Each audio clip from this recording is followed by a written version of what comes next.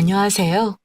이 채널에서 다른 분들의 사연을 듣기만 하다가 매번 고민했어요.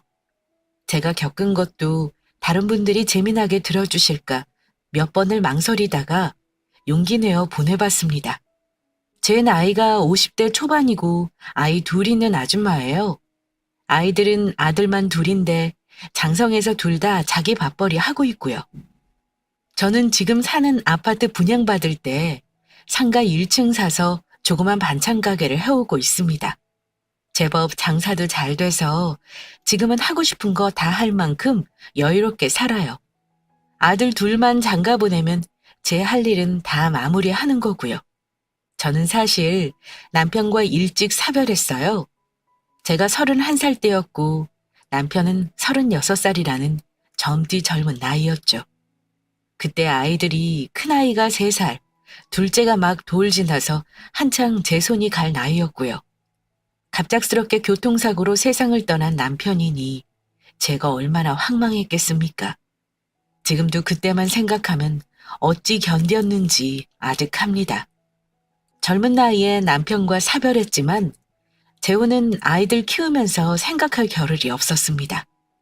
당장 먹고 살기 바쁜데 남자 만나는 게 눈에 들어올 리 없죠. 그러다가 20년이 지나고 나서 겨우 내 생활이 생기니 문득 내가 언제까지고 혼자 살며 아이들에게 짐이 되지만 말아야겠다는 생각이 들긴 했습니다. 그런데 하필 그런 때에 제게 의도적으로 접근했던 남자가 있었습니다. 남자와 재혼 직전까지 갔다가 귀인의 도움으로 큰일 날 뻔했던 일을 막았고요. 아직도 그 일을 생각하면 소름이 돋습니다. 눈에 보이는 것만 믿는 저에게 큰 여운으로 남는 일이자 갑작스레 세상 떠난 남편이 남은 가족들 잘 살도록 지켜봐 준 게 틀림없다고 믿게 된 이야기이니 애청자분들도 제 사연을 재미있게 들어주셨으면 좋겠네요. 우리 큰아들은 좀 무뚝뚝한 성정인 반면에 둘째 아들 녀석은 아빠를 닮아 다정한 성격인데요. 이 녀석이 가끔 제게 짓궂은 장난을 칩니다. 엄마, 지금 시집가도 막내 나올 수 있지 않아? 그럼 내가 잘 키워줄게. 얘는? 못하는 말이 없어. 이 녀석아, 엄마가 나이가 몇이니? 니들 키우는데도 아주 피 터지는 줄 알았다. 니들이 좀 유난스러웠니? 그러니까 엄마, 이제 우리 다 컸잖아. 엄마도 남자친구 뭐 그런 거 사귀어서 재밌게 지냈으면 좋겠어서 그래. 됐어. 엄마가 이 나이에 시집 간다 그러면 너 정말 아무렇지도 않아? 엄마 뺏기는 기분 들지 않겠어? 뺏기는 게 아니라 내가 감사합니다 하고 인사할 것 같은데? 엄마 맨날 가게만 왔다 갔다 그렇게 살지 말고 엄마도 좀 즐겁게 살아. 나랑 형 장가 가고 나면 와이프 얼굴만 보고 살 텐데 엄마 서운할까 봐 그러지. 아이고 그래. 엄마는 니들 빨리 치우고 싶다. 둘 다 장가 가고 나면 엄마 집에는 얼씬도 하지 마라. 엄마도 좀 편하게 살게.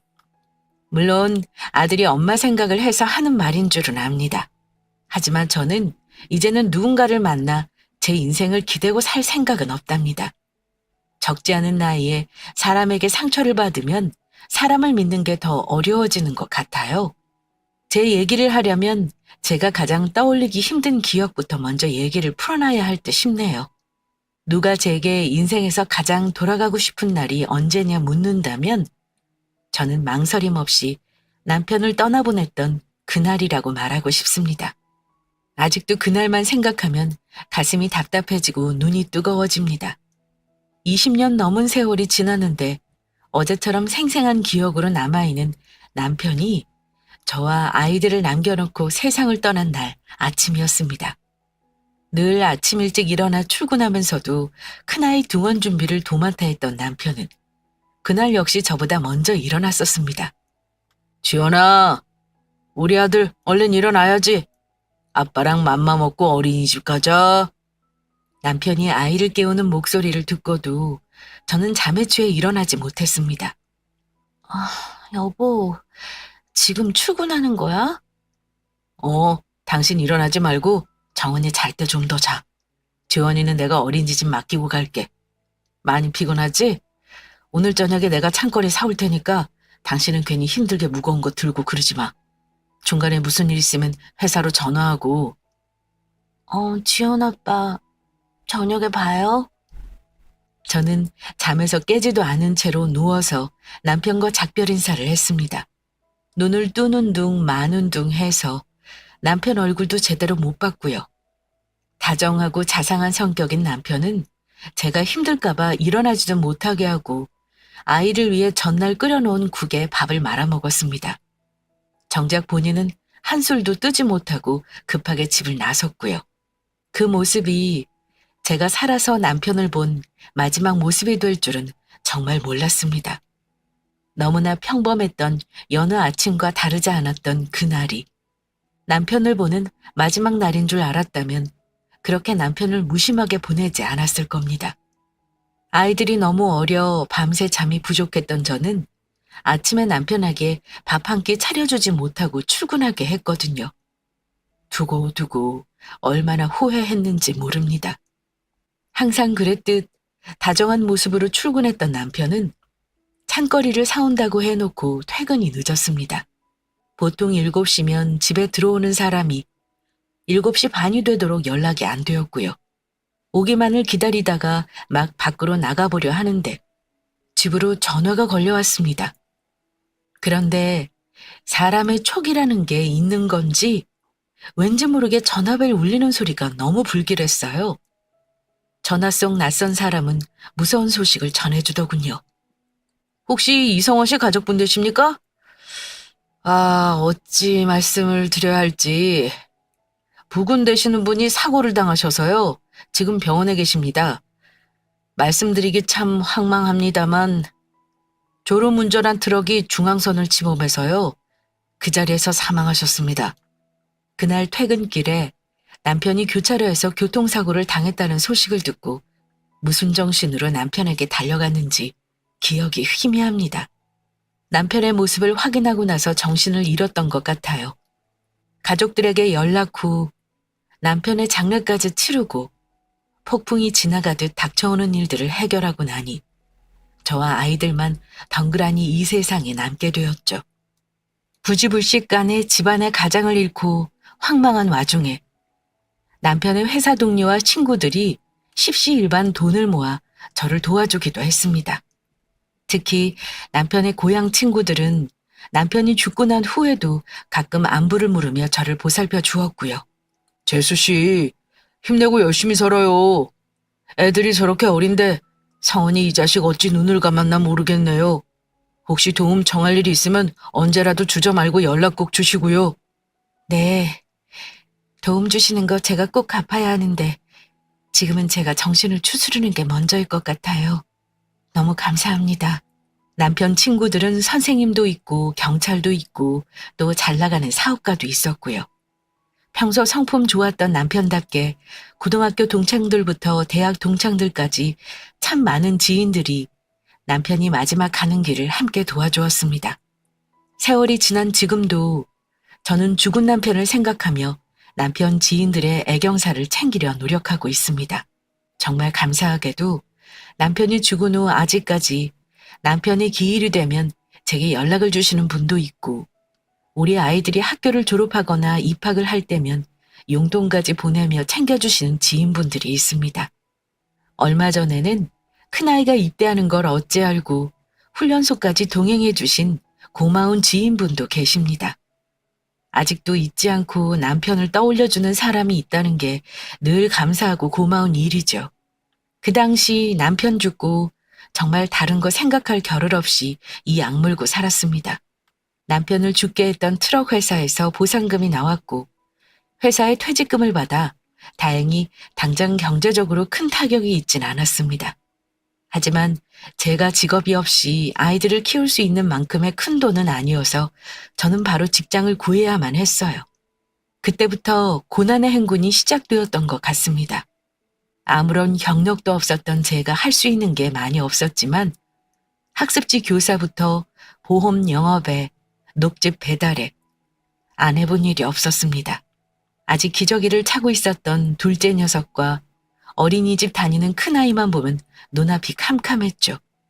이 아이들 키우려면 세월이 얼마인데 내가 과연 잘할 수 있을까? 너무나 두려웠고요. 시댁 본가는 경북 거창이라 도저히 도움을 받을 수 있는 상황이 아니었고요. 다행히 친정은 20분 거리에 있어 급할 때 도움을 요청할 수 있었어요.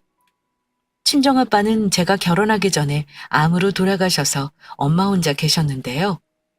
제 남편 잘못되고 나서 친정엄마는 집을 정리하고 저와 함께 살며 아이들을 돌봐주셨습니다.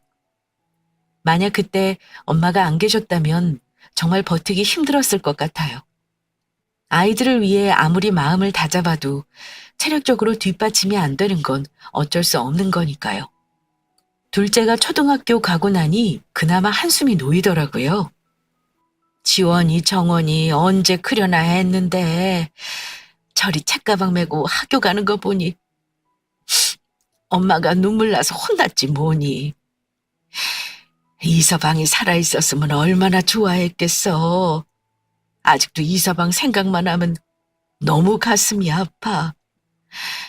애들이 아빠 얼굴도 기억이 안 나는 모양이더라. 이젠 사진으로만 보고 아빠가 이랬구나 하는 게 어찌나 안타까운지. 엄마가 옆에서 안 도와줬으면 나 아무것도 못했을 거예요. 이제 엄마도 건강 챙기셔야지. 이제 어느 정도 안정되었으니까 내 걱정 너무 하지 말고. 이렇게 사는 게 어디야. 나 아무것도 못할 줄 알았는데 돈도 벌잖아? 그래. 네가 뭘 할 줄 아는 게 있으려나 걱정했는데 이제 엄마도 한시름 놔야겠다. 엄마, 오래오래 사셔야지. 애들 대학 가고 장가 가는 거 다 옆에서 봐야지 않겠어? 그랬으면 좋겠지만 내가 그럼 90이 넘을 텐데 그때까지 살아있겠니?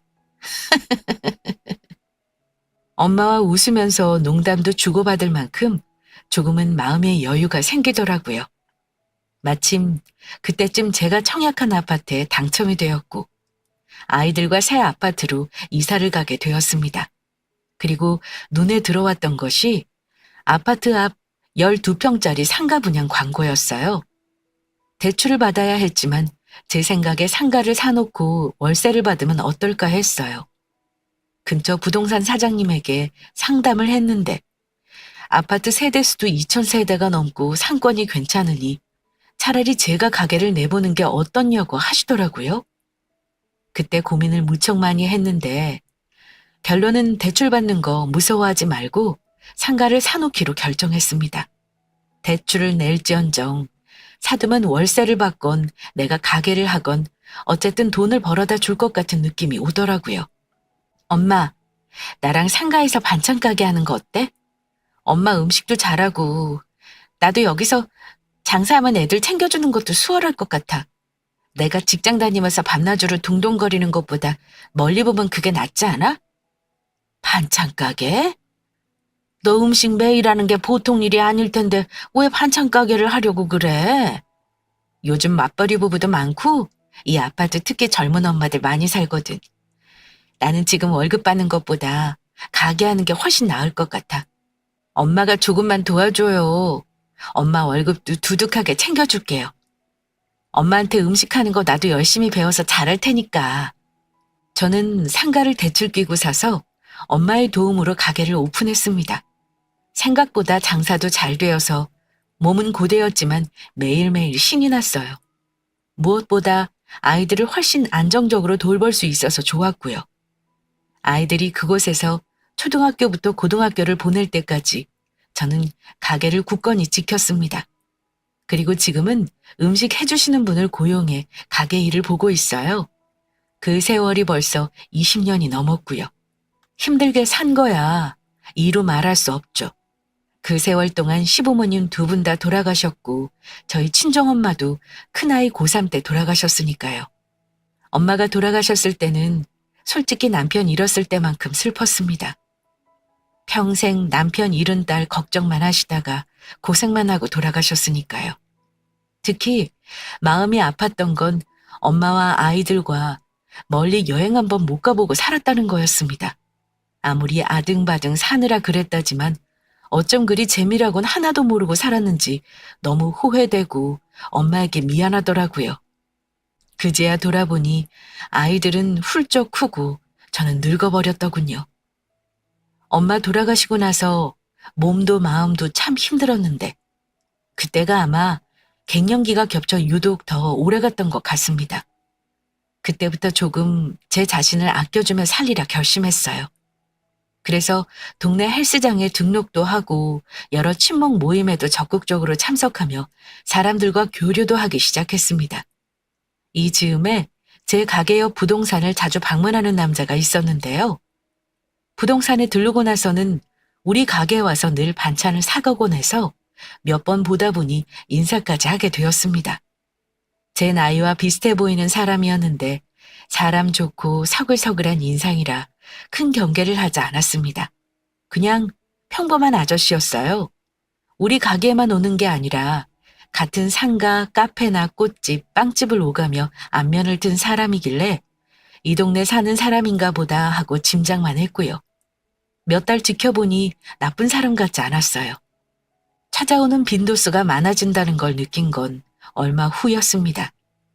처음에는 그저 볼일 보는 김에 우리 가게 오는구나 했는데 어느 순간부터 통성명까지 하고 그 다음부터 제게 사적으로 이런저런 말을 걸더니 심지어 따로 만나자고 하는 겁니다. 민숙 씨, 시간 괜찮으면 저랑 주말에 식사나 한번 하시죠? 요 앞 사거리에 아주 맛있는 고깃집이 오픈했다던데요. 민숙 씨랑 한번 가보고 싶네요. 네? 저랑요? 아니, 저랑 둘이서 식사를 하자는 말씀이신가요? 아, 예. 안 될 거 뭐 있습니까? 부동산 사장님한테 듣자 하니 오래전에 사별하셨다죠? 저도 혼자 된 사람입니다. 사별은 아닙니다만 어쨌든 서로 편안하게 만나볼 수 있는 거 아닌가요? 저는 민숙 씨한테 관심이 있습니다. 뜬금없는 식사 요청과 대놓고 표현하는 저에 대한 호감이 솔직히 처음에는 좋기보다 당황스러웠습니다. 그도 그럴 것이 그 나이 될 때까지 다른 남자라고는 개인적으로 만나본 적도 없었고 그런 이성 간의 감정이 참 낯설었습니다. 게다가 50이 다 된 나이도 누군가에게 마음을 열기에는 걸림돌이 되기 충분한 이유였고요. 오는 손님을 막을 수는 없는 노릇이니 그 남자를 가게에 오지 못하게 할 수는 없지만 따로 만난다는 건 무척 고민되는 일이죠. 그래서 오랜 세월 허물없이 지내던 옆집 부동산 사장님과 차를 마시다가 슬쩍 물어봤죠. 왜? 여기 자주 오는 김 사장이라는 사람 알죠? 그 사람 뭐 하는 사람이에요? 부동산에도 자주 들리는 것 같길래 궁금해서요. 우리 가게에도 자주 오는데 저한테 뜬금없이 식사를 하자길래 나는 그분에 대해 아는 게 없어서 말이에요. 어머 세상에 지연 엄마. 그 양반이 지연 엄마한테 관심 있나 보네. 나는 뭐 하는 양반인지는 잘 몰라. 근데 요즘 자주 오대. 동네 부동산 시세 물어보고 집값 물어보고 이런저런 얘기하다가 가는 양반이야. 하는 말 들어보니 뭐 옆 동네에 자기도 상가 건물 하나 가지고 있는 모양이던데 가정이 있는 사람인 줄 알았는데 그건 아닌가 봐. 본인이 얘기하기로는 혼자라네요. 자세히는 모르는데 이혼한 것 같고요. 근데 갑자기 밥 한 끼 먹자는데 내가 영 당황스럽지 뭐예요? 그래서 사장님은 그 사람에 대해 뭐 아는 거 있나 한번 물어본 거예요. 알기는 뭘 알아. 그래도 겉으로는 좋은 사람 같은데 말하는 거 보면 무식해 보이지도 않고 말이야. 지원 엄마도 그동안 남자한테 관심 하나 없이 살았잖아. 이제 애들 다 컸는데 몸살일 거 뭐야? 그냥 친구로 만나보지 그래? 아유, 남사스럽게 친구는 무슨 우리 애들이 욕하겠어요. 몇 번 만나나 보면 정들고 사귀고 그러는 거지. 우리 나이에 뭐 거리낄 게 있다고 그래? 부동산 사장님은 만남을 부추기기까지 했습니다. 그 전에도 사실 몇 번을 남자 소개해주겠다고 한 적이 있었는데 제가 다 내쳤었거든요. 그런데 새 입에서 남자에 대해 물어보는 말이 나오니 내심 기뻐하기까지 했고요.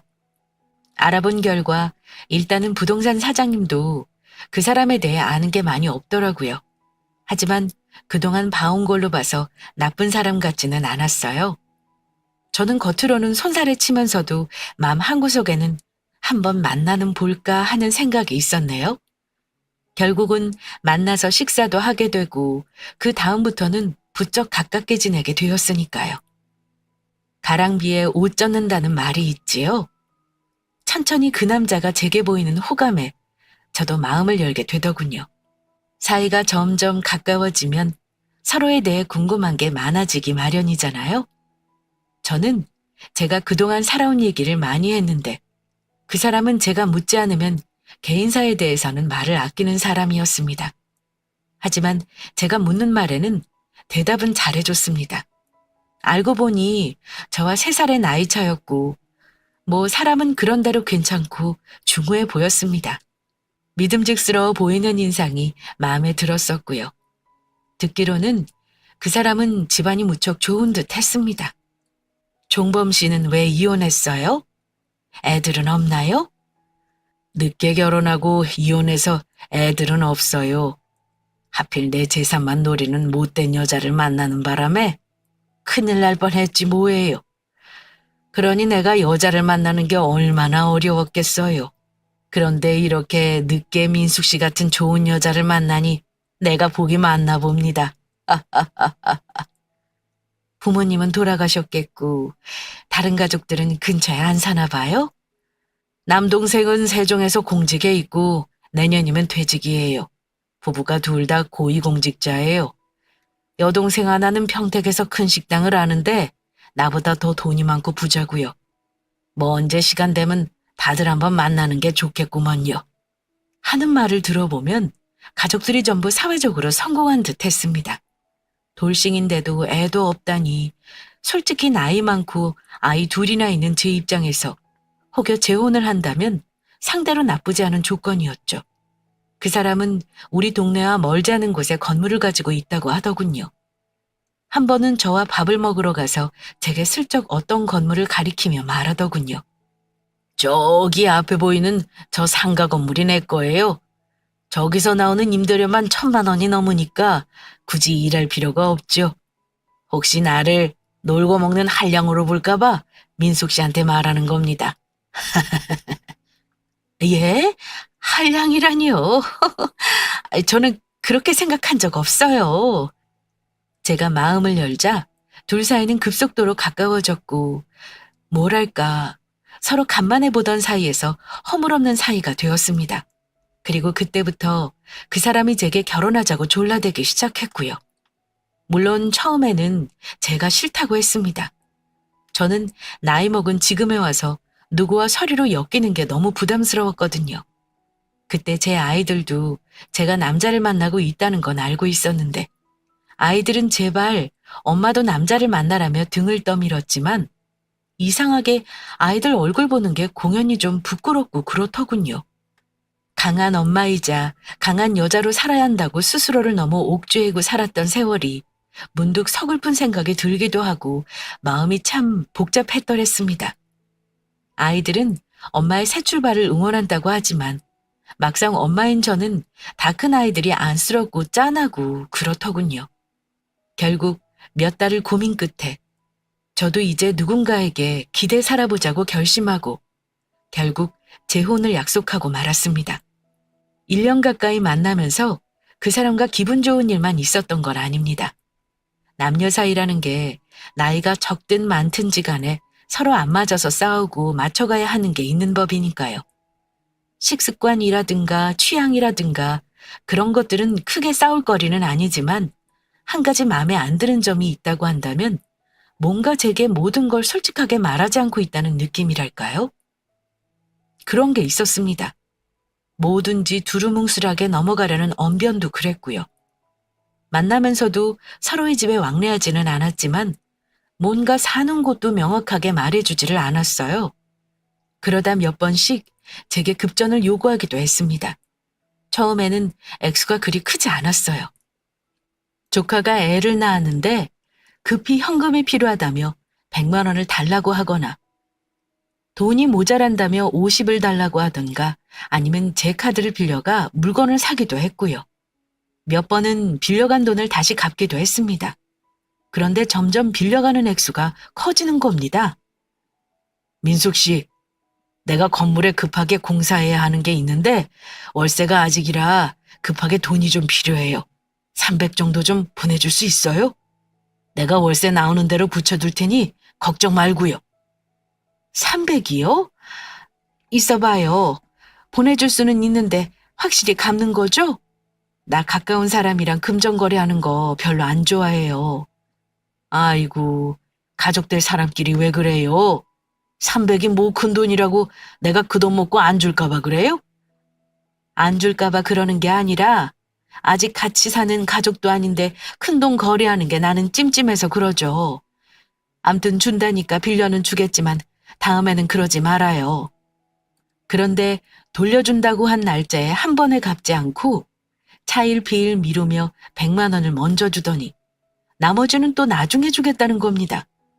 저는 돈 가지고 닥달하는 사람이 되기 싫어서 아무 말 하지 않았지만 제가 말을 꺼내지 않으면 도통 갚을 생각이 없어 보이곤 했습니다. 분명 건물주에 돈이 많다는 식의 말을 했는데 그런 식으로 자잘하게 돈을 요구하는 게 마음에 걸리긴 했습니다. 그리고 한 가지 더 미심쩍었던 점은 가끔 연락이 두절되는 일이 있었다는 겁니다. 저하고 있을 때 누군가에게 전화가 오면 안 받는 경우도 있었고 제가 받으라고 하면 안 받아도 되는 전화라며 얼버무리기도 했고요. 어쩔 때는 무음으로 해놓는 것 같기도 했습니다. 문제는 한 달에 몇 번씩 며칠 동안 연락이 아예 안 될 때가 있었는데 그럴 때면 여자로서 온갖 이상한 생각이 들더라고요. 그런 점들이 이해가 안 가서 몇 번 다투기도 했고요. 내가 이 사람에 대해 잘 알고 있는 게 맞나 하는 의심이 들어 이것저것 꼬치꼬치 캐묻기라도 하면 오히려 제게 역정을 냈습니다.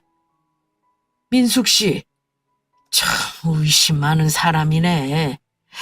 자, 이거 봐요. 내 신분증 이름 김종범이 맞죠? 내가 이 나이에 여자 만나면서 뭔 거짓말을 하겠어요? 내가 그쪽 가족을 만나본 것도 아니고 너무 뭘 모르고 있나 싶어서 그런 거죠. 너무 급하게 재혼 결심한 게 아닌가 고민이 많아지네요. 우리 나이에 급할 거 없다지만 지금 바로 살림 합친다고 해서 누가 뭐라고 할 사람도 없지 않나요? 민숙 씨야말로 뭐가 그리 생각이 많은지 모르겠네요. 그 사람은 빠른 시일 내에 우리 집에 들어와 같이 살자고 저를 설득했습니다. 하지만 결혼도 안 한 아들이 둘이나 집에 있는데 저한테는 쉽지 않은 일이었고요. 남자 쪽 집에서 살림을 차리자 했더니 건물이 오래되어 깨끗지가 못하고 수리비가 많이 든다는 핑계로 아파트에 살았으면 하더군요. 그러면서 제 이름으로 된 상가와 아파트에 대해 대출이 있는지 시세가 얼마나 하는지도 물어보더라고요.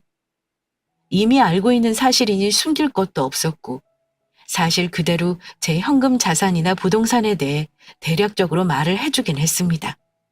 사실 재혼을 망설였던 가장 큰 이유가 아이들 때문이었거든요. 많은 재산은 아니지만 아이들에게 남겨주고 싶었는데 서류상 배우자가 생기면 아무래도 복잡해지니까요. 그런 마음도 솔직히 털어놓았는데요. 재산 때문에 걱정이면 이러면 어때요? 내가 포항에 세컨드 하우스로 집 한 채 가지고 있는데 그거 민숙 씨 명의로 해줄게요. 나는 당신을 믿으니까 당신 앞으로 해줄 수 있어요. 이런 말을 하더군요. 집을 제 명의로 해주겠다는 말까지 듣고 나니까 솔직히 나를 믿고 모든 걸 내게 주려고 하는 남자구나 하는 안심이 되기도 했습니다. 단순하게 생각하고 살라는 그 사람 말을 한번 믿어보기로 했죠. 그리고 본격적으로 재혼 준비를 하기로 했습니다. 그때부터였나 봐요. 이상하게 꿈자리가 뒤숭숭했던 게요. 원래 머리만 대면 자는 스타일이라 꿈을 꾸지 않는 편인데 하필 재혼 결정을 하고 심란한 와중에 꿈자리까지 사나우며 잠을 이루지 못하는 날이 많아졌습니다. 분명 꿈을 꾸긴 했는데 깨고 나면 기억이 안 나는 거예요. 그런 게 몇 날 며칠 이어지다가 어느 날 또렷하게 기억나는 꿈을 꿨습니다. 꿈속에서 제가 예전에 애들 어릴 때 남편과 같이 살던 작은 집에 있는 겁니다. 그때 모습 그대로 말이죠. 거실에 아이들 장난감도 보이고 아무렇게나 펼쳐진 애들 옷도 여기저기 널브러져 있었고요. 이상한 기분에 사로잡혀 그대로 서 있는데 누가 절 부르는 겁니다. 지연 엄마, 지연 엄마, 여기 좀 봐봐. 나야. 제가 그 목소리를 세월 지났다고 어찌 있겠습니까? 그건 애들 아빠 목소리였어요. 제가 놀라서 뒤돌아보니 남편이 바로 눈앞에 서 있는 겁니다. 자기 죽던 날 입고 나간 양복 차림 그대로요. 저는 꿈속에서 아무 말도 할 수가 없었습니다. 이상하게 만나면 하고픈 말이 많았는데 목소리가 안 나오고 눈물만 나오는 거예요. 그런데 남편이 울고 있었습니다. 지연 엄마, 그동안 애 많이 썼네. 많이 힘들었지? 내 친구 석원이한테 좀 가봐, 응? 내 친구 석원이한테 꼭 가봐. 갑자기 자기 친구 얘기는 왜 하는지. 제가 남편 손을 잡고 이유를 물어보려고 하는데 갑자기 잠이 깨버렸습니다. 너무 놀라고 기분이 이상해서 벌떡 일어나 앉았는데 꿈속이지만 제가 정말 울었더라고요. 깨고 나서 그 사람 모습이 생생해 멍하니 있었습니다. 그렇게 죽고 내가 너무 보고 싶다고 꿈속에 좀 나타나달라 했는데 이제야 한번 얼굴 보여주네.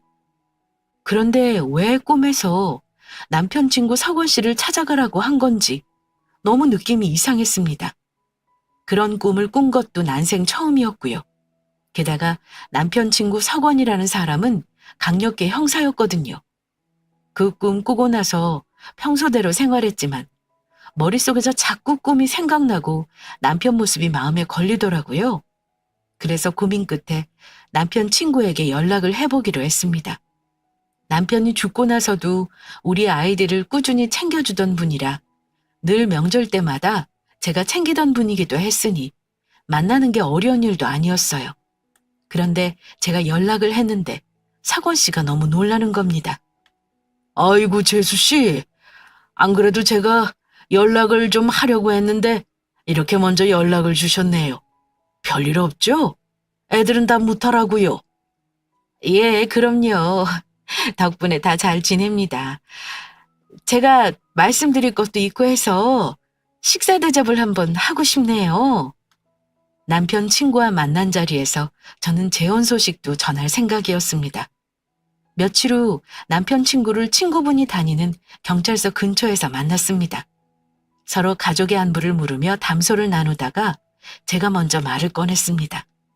실은 제가 얼마 전에 남편 꿈을 꿨어요.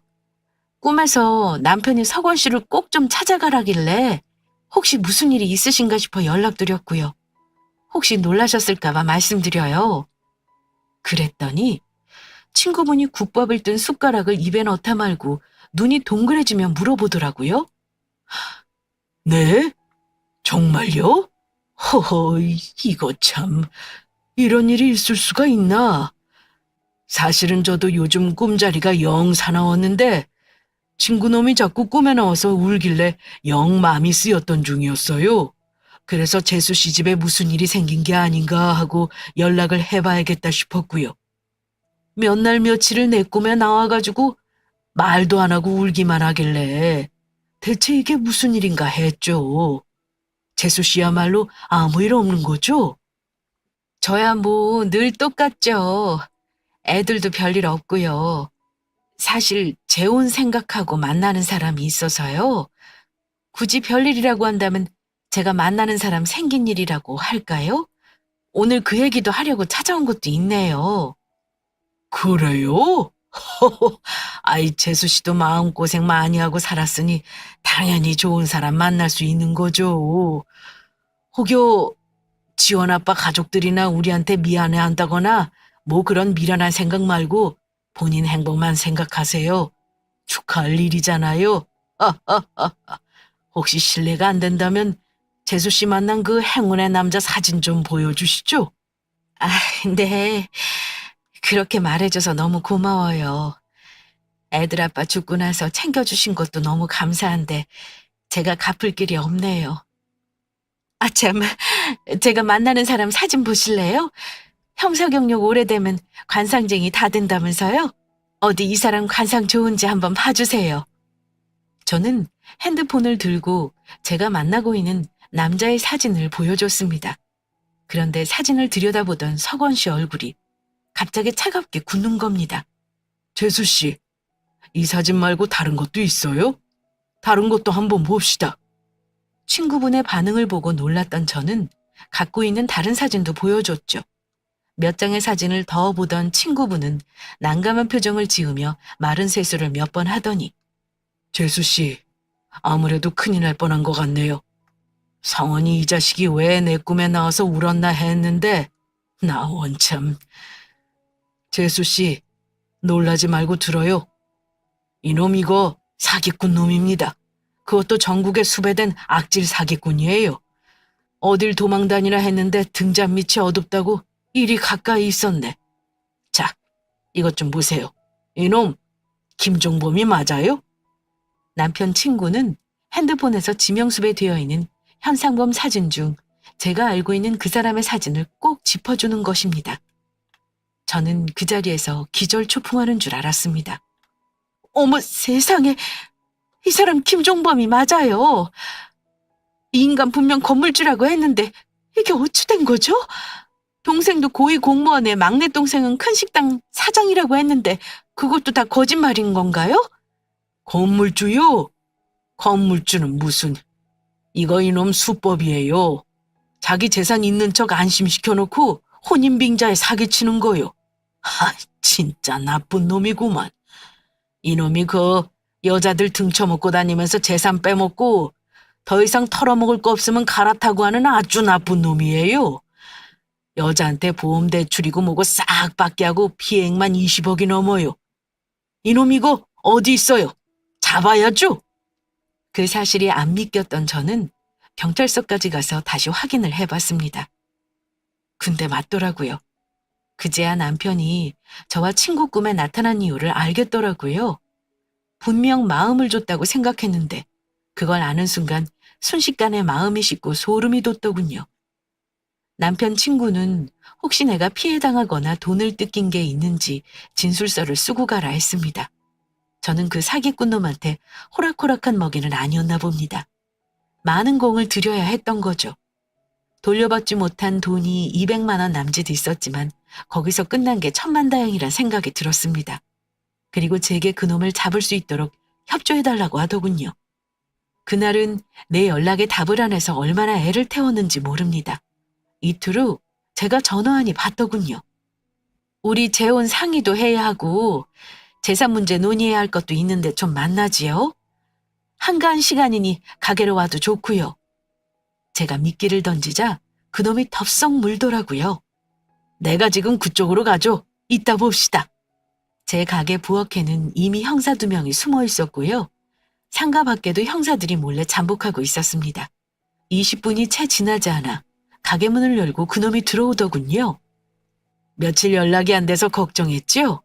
내 지방에 일 좀 보고 오느라 그랬어요. 그 사람이 들어오는 순간 가게 밖에 있던 형사들은 문을 못 열게 막았고 부엌에 있던 형사들이 나와 저를 안전하게 안으로 피신시킨 후 그놈을 덮쳤습니다. 이거 왜 이래? 왜 애먼 사람을 자꾸 난리해요? 이거 놓고 말해. 민숙 씨, 이거 봐요. 이게 무슨 짓이요? 이 사람한테 물어봐요. 형사 양반, 우리 결혼할 사이라니까 왜 아무 죄도 없는 사람을 잡아가고 그러시나? 야, 이 사기꾼 놈아. 나이 처먹고 아직도 그러고 다니냐? 잔말 말고 조용히 경찰서로 가자. 저는 그 광경을 보며 너무 놀라 온몸이 부들부들 떨렸습니다. 범죄자인 줄도 모르고 그 사람과 재혼할 생각까지 한 내 자신이 너무 미련스럽고 아이들에게 미안했어요. 결국 그놈은 그대로 잡혀가 구치소에 수감되었고 재판받은 후 감옥에 갔다고 들었습니다. 남편 친구는 덕분에 수배자 1명 처리했다고 제게 고마워했고 수사에 협조해준 대가로 감사장도 받고 신고 포상금도 받았지 뭐예요. 20년 넘게 혼자 살다 만난 사람이 남긴 게 신고 포상금과 감사장이라니 참 웃기고도 슬픈 일이죠. 사람한테 속은 게 열받긴 하지만 한편으로는 얼마나 다행스러운 일인가요? 저는 다행이라고 생각하기로 했습니다. 그 일이 있고 나서 남편 납골당에 가서 남편을 보고 왔어요. 남편이 저와 친구 꿈속까지 나타나 그런 일을 전해줬으니 저도 꼭 고맙다는 말을 하고 싶었습니다. 납골당에 안치된 유골함 앞, 남편은 20년이 넘은 지금도 그 모습 그대로더군요. 사진 속 얼굴은 환하게 웃고 있는데 내 꿈속에서는 어찌 그리 슬픈 얼굴이었는지. 여보, 지원 아빠, 내가 그렇게 보고 싶다고 울 때는 한 번도 얼굴 안 보여주더니 내가 잘못될까봐 꿈에 찾아온 거야? 당신 덕분에 큰일 날 뻔했던 거 잘 해결했어. 애들도 얼마나 잘 컸는지 다 알지? 공부는 잘 못했어도 우리 애들 넉살 하나는 끝내준다? 우리 지원이 정원이 장가 보낼 때도 내 꿈에 이렇게 나와줄 거야? 나 당신 원망도 많이 했는데 이젠 알아. 항상 우리 가족들 곁에서 지켜보고 있는 거. 여보, 고마워. 저는 남편에게 울며 제 속을 꺼내놨습니다. 아마 제 곁에서 분명 남편도 들었을 거라 믿어요. 내 꿈에 그렇게 나타난 사람이니 분명 제 마음도 들었을 거고요. 하마터면 인생 마무리할 시점에 큰 상처를 입을 뻔했는데 남편 덕에 이렇게 화를 면할 수 있었습니다. 이 일은 남편 지인들 사이에서도 아주 유명한 일화가 되었습니다. 석원 씨가 둘이 꾼 꿈 얘기를 아주 맛깔나게 포장해 무용담을 늘어놓는 바람에 말이죠. 저는 앞으로는 재혼 생각은 하지 않아요. 그냥 한번 미련 떨었던 걸로 만족합니다. 아이들 장가 보내고 옆에서 손주들 봐주고 이런 생은 그렇게 엄마로 할머니로 마무리하고 싶습니다. 제 사연 어떠셨나요? 흔한 고부 갈등이나 남편 욕은 아니지만 재미있게 들으셨다면 좋겠네요. 앞으로 제 삶도 감히 응원 부탁해도 될까요? 제 이야기는 여기까지입니다. 끝까지 들어주신 분들께 감사 인사 드립니다.